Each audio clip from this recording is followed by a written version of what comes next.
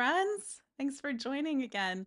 I'm trying an experiment today where I'm going live on vertical lives at the same time as I'm doing this, like, whatever, traditional live or something. So we'll see if YouTube explodes because I don't think their intention is to have people doing it on the same platform at the same time. But so far, it looks like it's working, which is kind of interesting. So thank you so much again for joining. It's now 3 days until Bitcoin Pizza Day, for one, which, as I mentioned before, is the anniversary, the 15-year anniversary this year of a dude in Florida spending 10,000 Bitcoin to get two pizzas delivered to his house. I just did the math yesterday, I think, and that 10,000 Bitcoin that he spent on those two pizzas would be worth over $1 billion today. At the same time, Bitcoin's very near highs. So, what I thought we'd do today is talk a little bit more about trading cryptocurrency and also like about the vision of this that was so exciting to me. I think like Paul and Sam have heard me say a version of this before, but I thought I'd translate that into sort of more of the practical experience of trading and how you learn to trade because it takes practice. Like the people that get good at trading, the pro traders that I used to work with who were consistently profitable on a regular basis, you sort of develop a muscle that allows you to do that. And it's not for everybody for sure. And to be clear, like day trading, what I used to do professionally is like its own animal. There aren't a lot of people, I would say, who are able to be profitable as day traders. But a large percentage of those people can be profitable just sort of like more casually trading, more casually investing. So there's that. And in either case, you're going to need to learn kind of the same general principles and you're going to need to make trades in order to develop that muscle so that you're able to be profitable.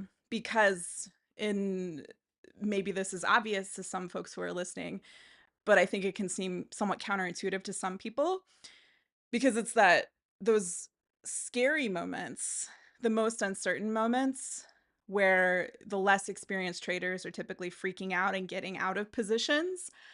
Those are the moments when the more experienced, more seasoned traders who have built up that muscle are getting in there and buying. And of all the potential assets that we could own that have come out in the last, whatever, I don't know. I mean, certainly in my lifetime, I'm 41 years old. Like, cryptocurrency is the most exciting development we have seen in the financial system, in my opinion, hands down. And we're alive at this really, I think, interesting, exciting time. And I think that for a variety of reasons, the big reason I think that I'm convinced of it is for the spiritual reasons.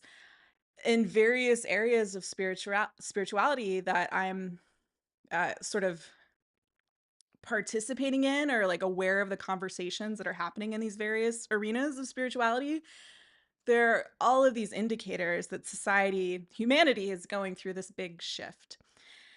I know that, for example, like with Vipassana meditation, which I've been doing for a while, I know that there's this idea that quote unquote the gong of Vipassana has rung.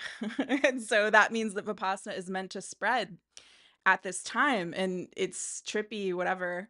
I mean, to be clear, I'm not religious, I'm not Buddhist, but it's very interesting, I think, that the text says that 2,500 years after the time of the Buddha, Vipassana meditation, which is what he practiced to reach nibbana, which is the Pali word for nirvana, the practice that he used is spreading a lot. It's spread a lot over the last several decades, mostly because of this guy, Goenka, who has brought it to centers all around the world so that lay people can engage with it and learn how to do it.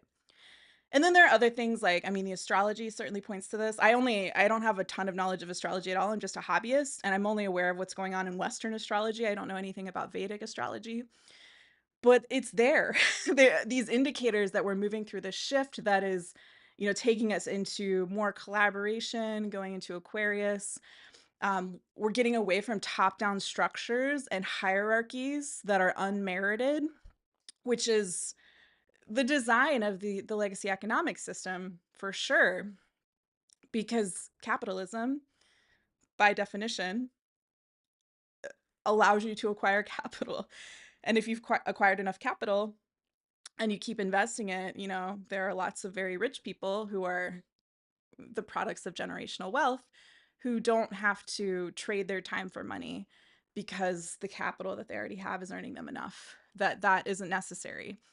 And that's great for them. But in a lot of cases, I would say it isn't even great for them because it's not as though that brings happiness or fulfillment or anything like that.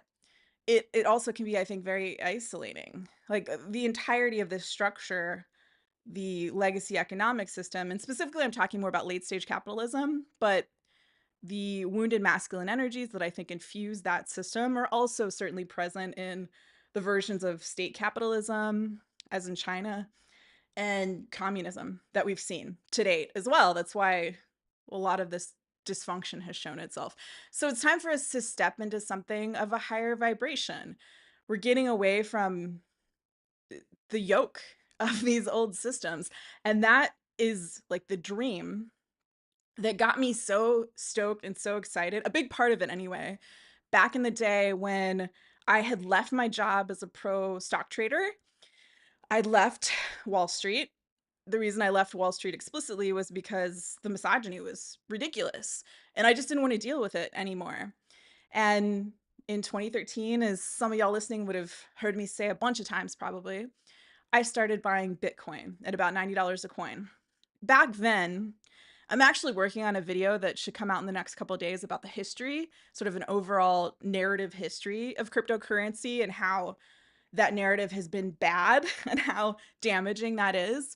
But like to set the scene, to give you a little bit more context, back in the day, 2013, there weren't a ton of people who knew about cryptocurrency in terms of like the mainstream. That wasn't super early by any means to be getting involved. There were people that were using Bitcoin years before I was.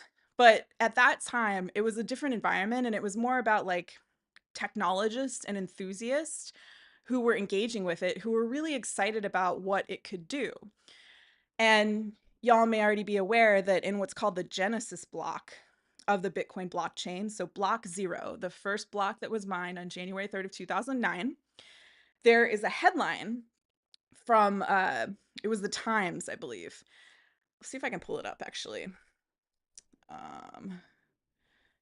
Block 0 headline Bitcoin.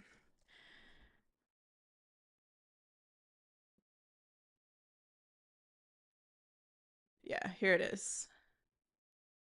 Let me switch over to this real quick. So if you can see that there, it looks like they're selling it. Oh my gosh. They're like, capitalism knows no bounds. But you can see there on the right, it's from the Times. It says Chancellor on brink of second bailout for banks. So that headline verbatim is quoted in what's called the Coinbase of Block 0 of the Bitcoin blockchain. So even though the creators of Bitcoin remain anonymous, ostensibly there's speculation about who he or they might be. It's probably a dude. This suggests that the person who created Bitcoin saw what was happening with the collapse of the legacy economic system and was presenting this alternative in the form of Bitcoin.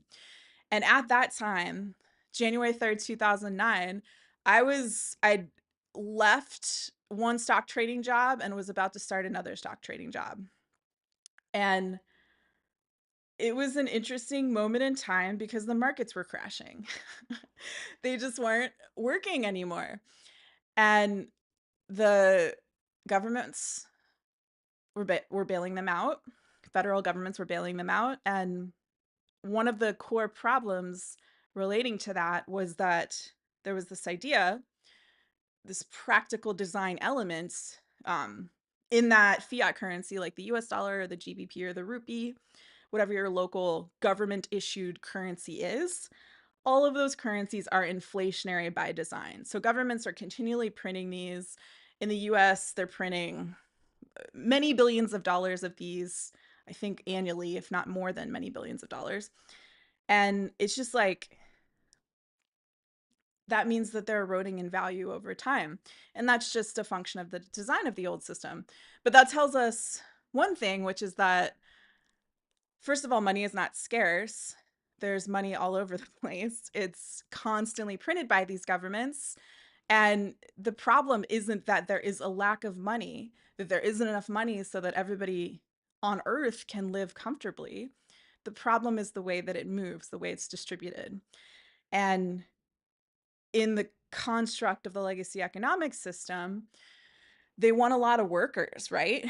They want a lot of people doing rote tasks, doing the jobs that other people don't want to do, i.e., the richer people, the more privileged people don't want to do. You can't have Amazon if there aren't, I don't even know how many workers Amazon has globally, but I'm sure it's many thousands. If you don't have many thousands of workers making a not great hourly wage, putting things into packages, Amazon can't function.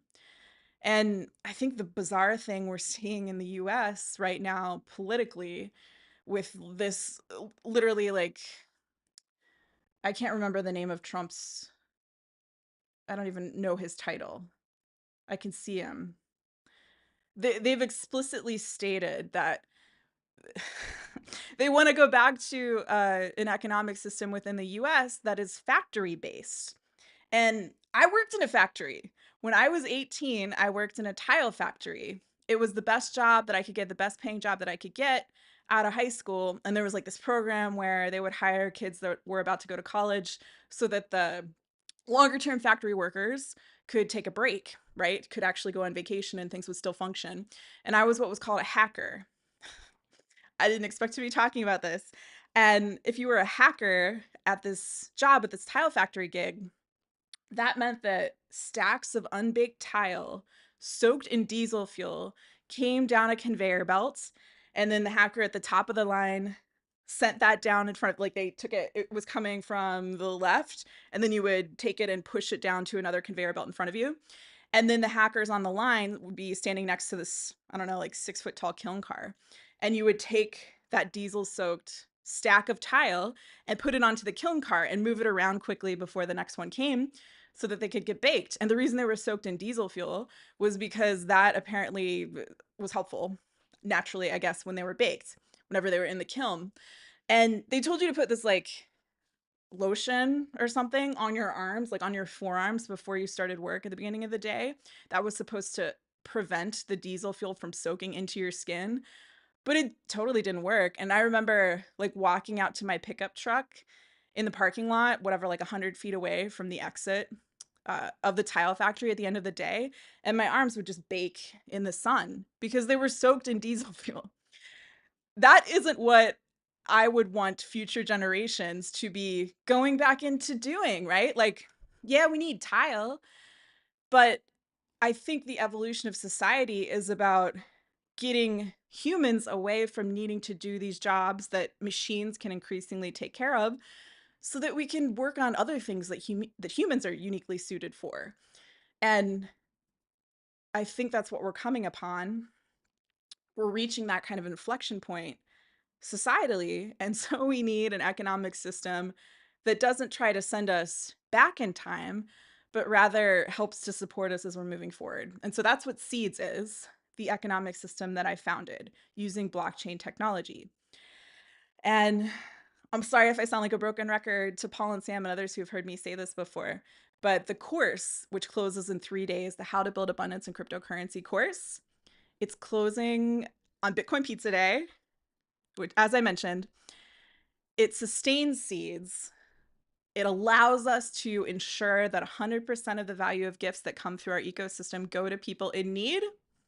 It's so weird having my face this big. Sorry. It's just like the way YouTube banners work. You know, you're supposed to like put your face.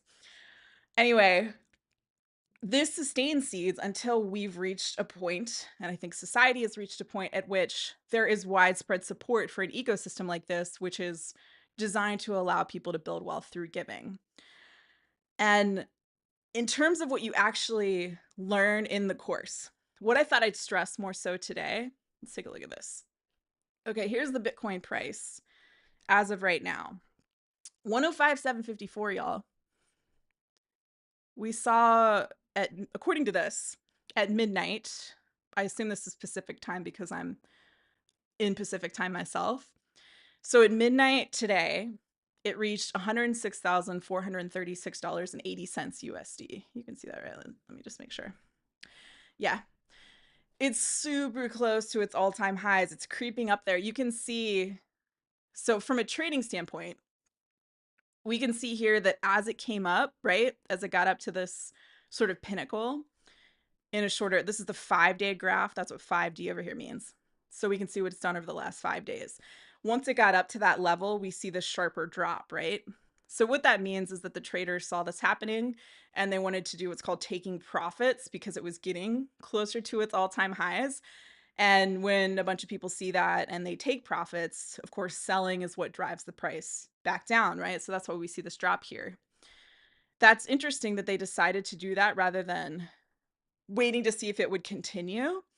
And that's how trading also works out to be a self-propelling, a self, what's the word I'm looking for? A self-fulfilling prophecy. Prophecy. Yeah, I used to think of trading and the markets generally is kind of like this giant Ouija board. Everybody's touching it. It's moving because everybody's touching it. And maybe there's some other stuff messing around with it too that's causing it to move. I don't know, but because it's designed in that way, that means it's just a bunch of people making decisions. And in the construction of the old economic system, which produced market graphs like this, it's largely driven by fear and greed, unfortunately. So that's the reality of that old system. And part of what I thought was best, sometimes I question this though, but part of what I thought was best over the last several years, since I started teaching the course in 2019, but also just in sharing the message about seeds, is that I've tried to ground things in this idea of like seeds is for this transitional period right now in history that I feel certain we're moving through. We're shifting out of these old hierarchies. We're getting away from zero sum paradigms that don't make any sense. We're moving into a more generous sort of societal design, and therefore we need an economic design that fits that. But at the same time, we're still in this reality today, right?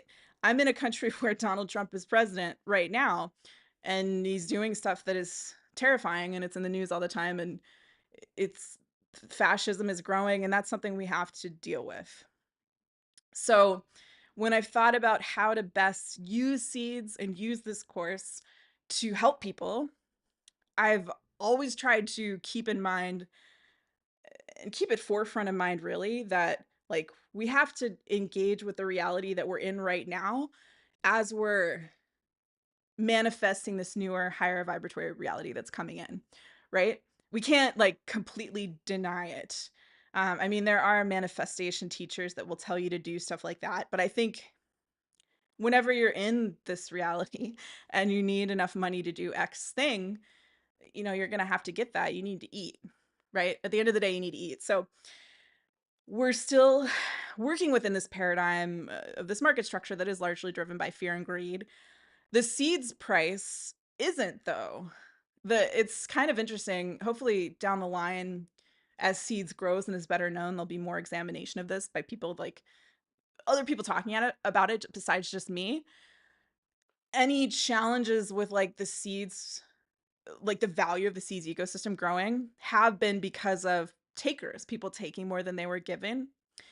But by and large, that hasn't been too much of a thing within the seeds community.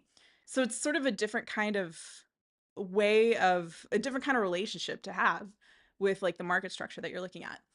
But since we are in this reality right now where we're looking at a graph where like Bitcoin is very close to its all-time highs again, which is really exciting. It's always fun in my experience when Bitcoin starts breaking its all-time highs.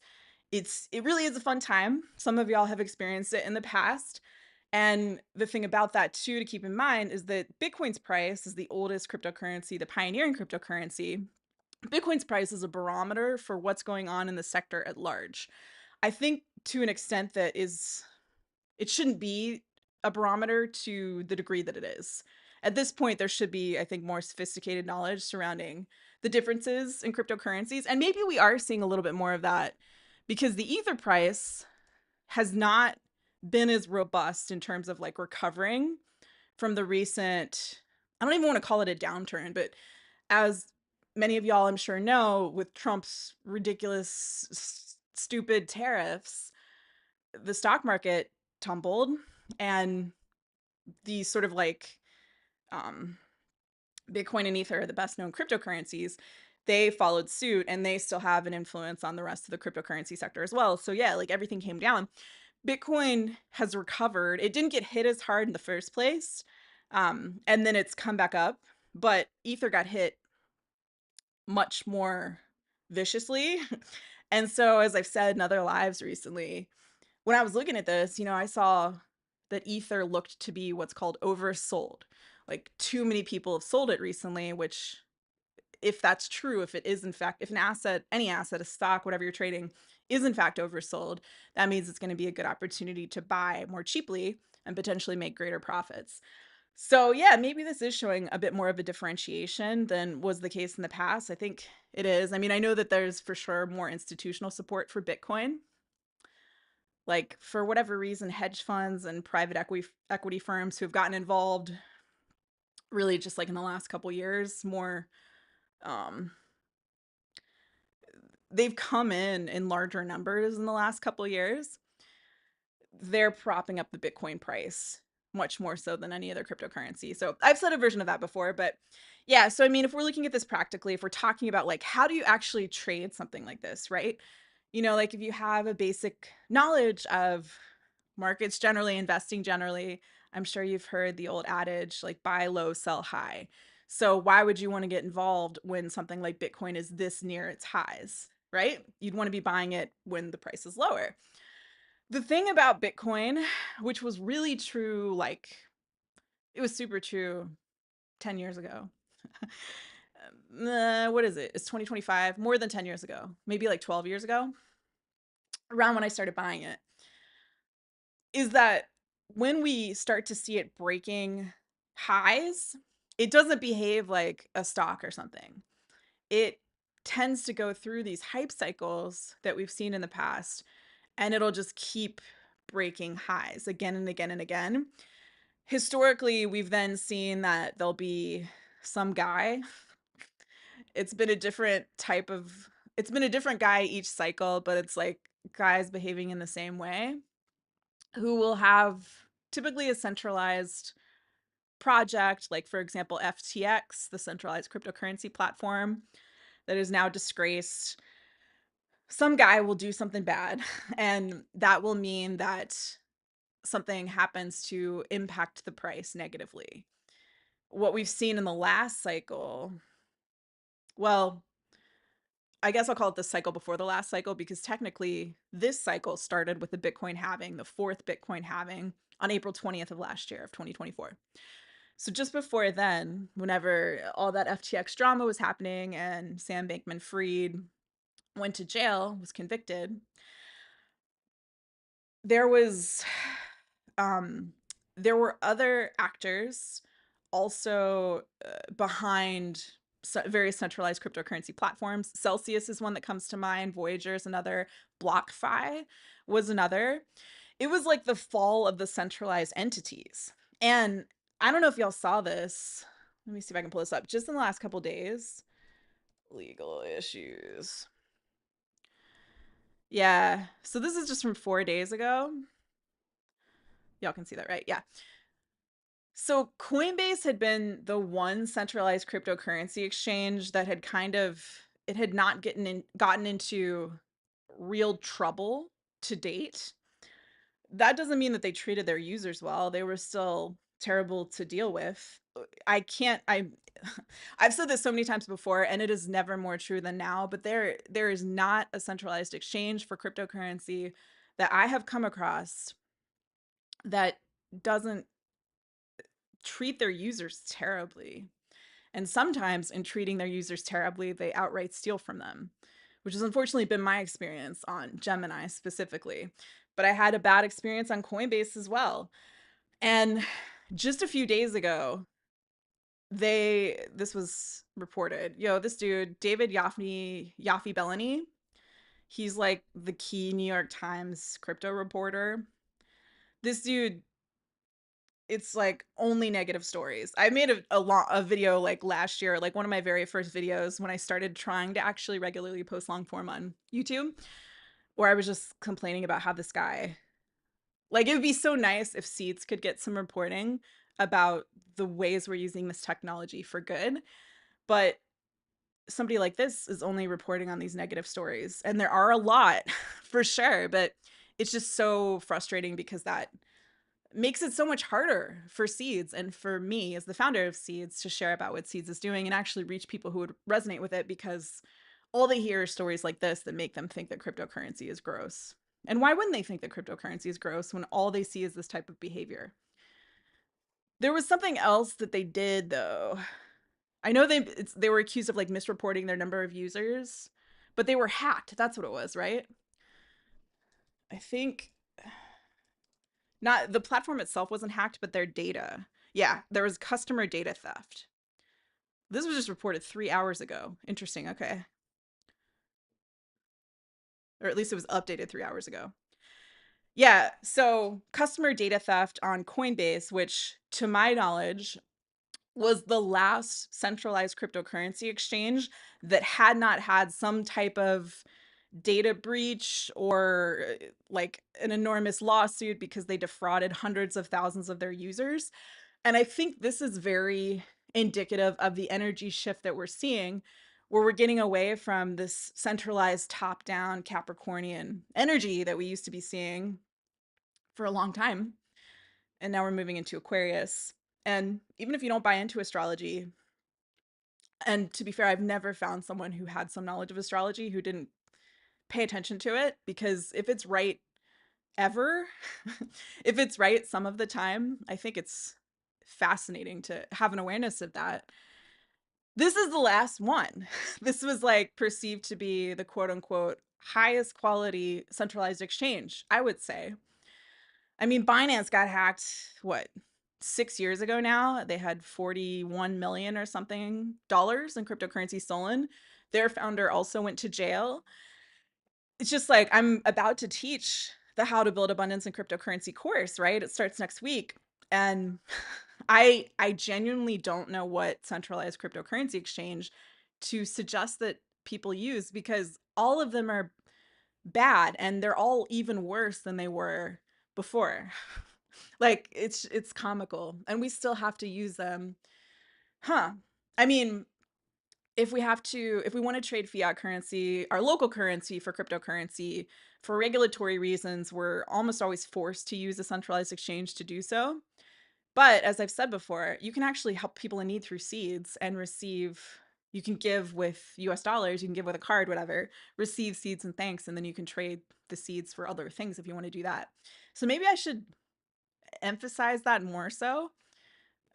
That doesn't help Seeds grow though. I mean, our hope is that we're attracting more people who believe in Seeds as a project, who want to help get us out of the trap of late stage capitalism, who like the idea of building abundance through giving and therefore want more Seeds, they want to give, and they want to add ether to our what we call our mutual aid pool, our decentralized mutual aid pool.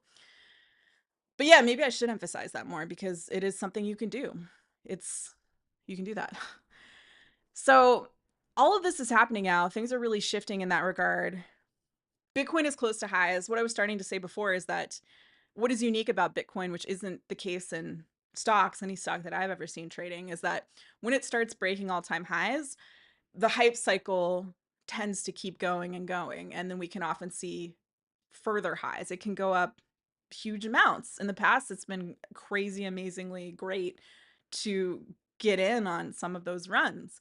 Like, as I've touched on before, like when I started buying it in 2013 at about $90 a coin, that was in October, up to like late October of 2013. And by January of 2014, it was really like a month and a half later, because I'm pretty sure it was mid-January. I was selling that same Bitcoin that I got for $90 a coin for $1,100 a coin. So that's an amazing return to make in 6 weeks, you know? And those opportunities are, it's a different landscape now for sure, but you can still find opportunities like that in the cryptocurrency sector. So I don't want to go on too long today, but I guess like as a last thought, I'll just emphasize more so like what in my experience, it takes to get better at trading. Because it's been a bummer in the past to see folks who've taken our course, How to Build Abundance in Cryptocurrency. And sometimes we'll have people who take the course, they participate in it, but they don't do any of the work. They're not going to the classes. I mean, that's okay. It's like we don't have any requirements for people who join. You don't have to show a certain aptitude or like whatever. It's not like going to an accredited university. It's an online course that is available to everybody. But something that's just bummed me out personally in the past is that sometimes folks who've taken the course have just not done anything, and then they're left not even knowing how to do basic things like, like sending cryptocurrency safely. I want to stress that to garner the greatest benefits from what cryptocurrency has to offer, if you're going to trade it, if you're going to trade it within like the limitations of this legacy economic system, which I don't mean to condemn. I like trading. I like trading in the legacy economic system. It was fun. I was good at it. I like how it's keeps you honest. It's performance based. For somebody like me who was was really like carrying this weight of all the misogyny in that sector, it was satisfying that I could just point to the numbers and be like, yo, I made this money. I outperformed these dudes who started when I did. That can't be argued with, right? Like it's just there, it's just a fact. It's kind of like being an athlete. You're just performing and there's complete transparency surrounding your performance. So within this structure, it's important to trade in a way that like allows you to develop the muscles that I talked about, the skills that I talked about earlier, so that you can, get the best benefits, the benefits that I hope that good giving people will garner from this time in history. I don't want to see that's what this says, right? I don't want to see more crypto bros, quote unquote, getting rich. It should be good people like you. And in order to do that, you just need to learn some skills. And in order to develop those skills, it is important to have some repetition. The way I learned when I was a pro stock trader is that I was literally sitting next to a guy who was his title was like senior trader. He was an experienced trader who'd been profitable for some time. And I sat next to him and I had my own computer, right, with like a simulator. So I learned on that and he was looking over my shoulder. And then eventually they allowed me to start actually making real trades with real money. And then once I reached a certain level where, I kind of I got the hang of it. I knew what I was doing. I was able to be profitable 7 days out of 10. Then I moved and I was at a desk by myself, right? That's what this course seeks to emulate. What I can offer you through joining the course, and this is a big part of the reason I teach it live still. I enjoy teaching it live, but it also just doesn't feel like you need that, I think. If you're actually going to get good at trading, you need to have this simulated experience of sitting next to the senior trader who can talk you through the trades and point things out and share their own experience about what's worked for them. So that's what I'm trying to offer through the course. I'm trying to offer you the experience that I got as a professional trader. And you can benefit from that if you're interested by, just joining the course and doing the work. That's all it takes. The course is effectively free because you get Seeds cryptocurrency when you sign up and pay in full upfront. There's also a monthly payment option if you prefer. I'll put the link in the chat, but it's in the description as well. If you're watching the vertical live, it's in like every video that I have ever shared. So actually, I think it's in the description for that too. But I'll put this in the chat here. So yeah, it's intentionally meant to be generous.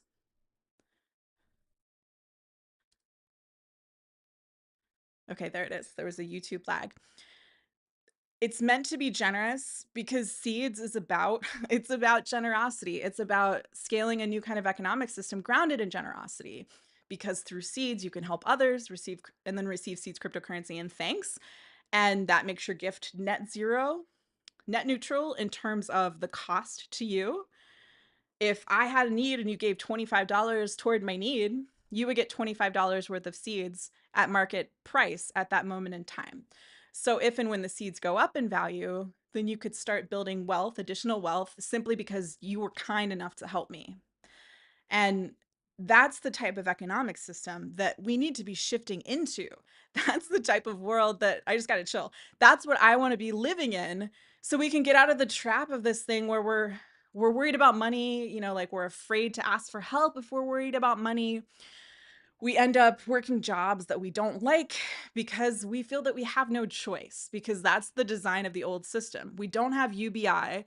We don't have a system set up to support people through healing.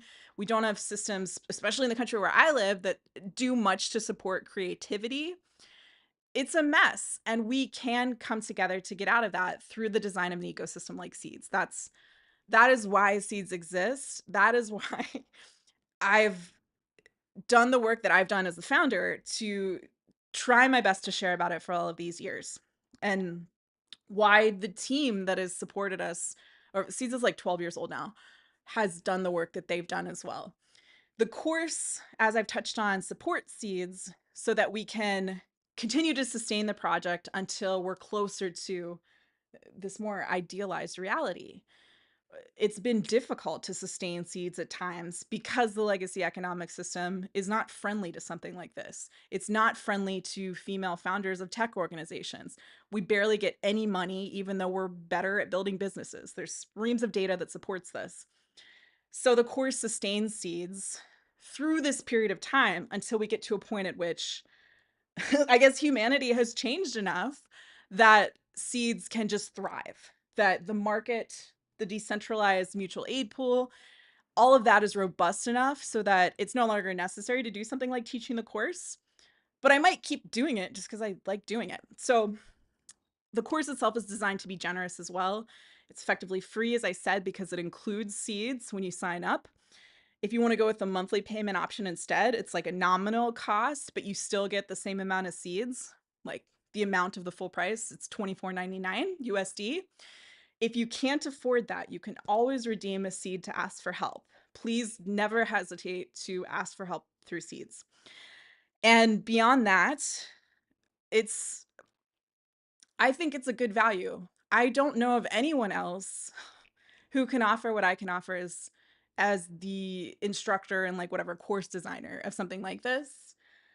I mean, I haven't, it's not like I've paid a lot of attention per se to like other courses teaching cryptocurrency and how to trade cryptocurrency, but I know that what I've seen on YouTube is gross. Like I haven't seen any other people speaking about cryptocurrency whatsoever on YouTube that um, was of the energy that I'm interested in, of this energy that can help shift us out of these lower vibrational energies that have us trapped within these old systems that so many of us know don't work. They're dysfunctional. They're not serving the vast majority of us if they ever did, but we just don't know what to do. We don't have an alternative. Seeds is that alternative. It presents that alternative. So if any of that resonates with you, I hope you'll be a part of Seeds. I hope you'll join the course if you want to do that. I hope you'll give to help someone in need through Seeds if you want to do that instead. And you'll receive, as I said, an equal or greater value in Seeds cryptocurrency and thanks. I'll put that link in the chat as well, although that's also in the description of every video I make, I think. Yeah, it is. I'm pretty sure it is. Yeah. Seedsgifts.com/give.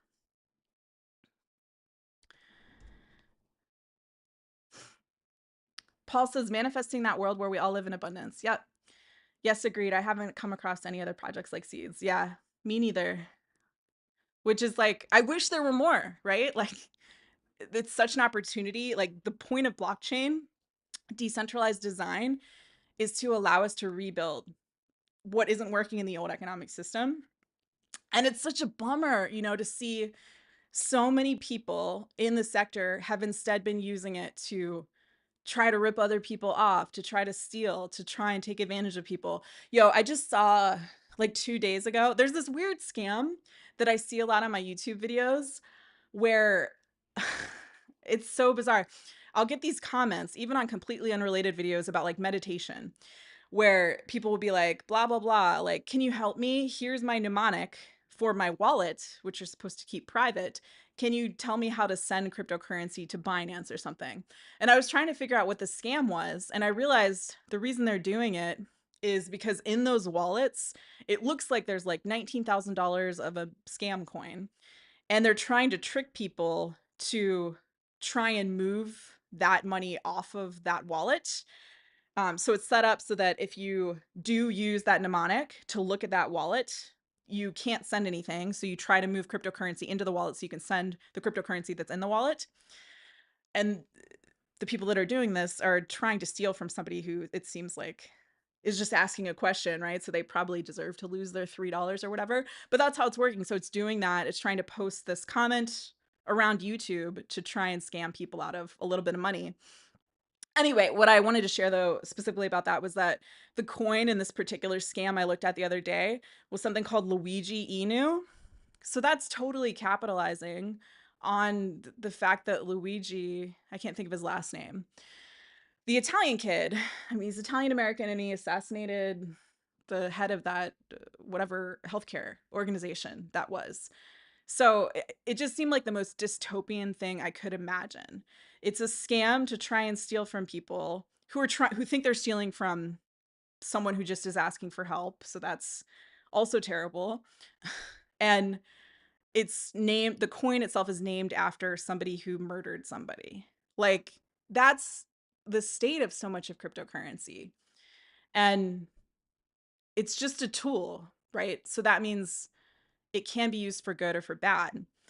But I think that when a system is designed in a higher vibratory way, good systems encourage the people who are working within them to behave in better ways, to do better things, to do better.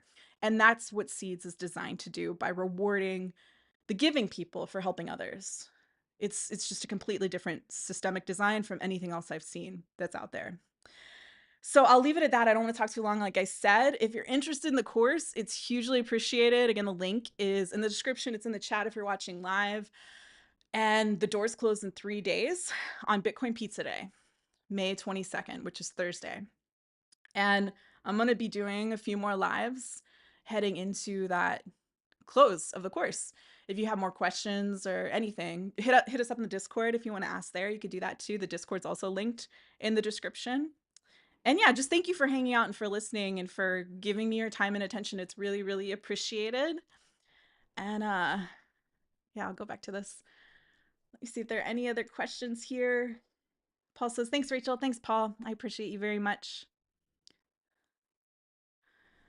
Yeah, it looks like that's all we got in terms of like comments relating to this. Okay. Thank y'all again, and I'll catch you next time. Take care. Bye.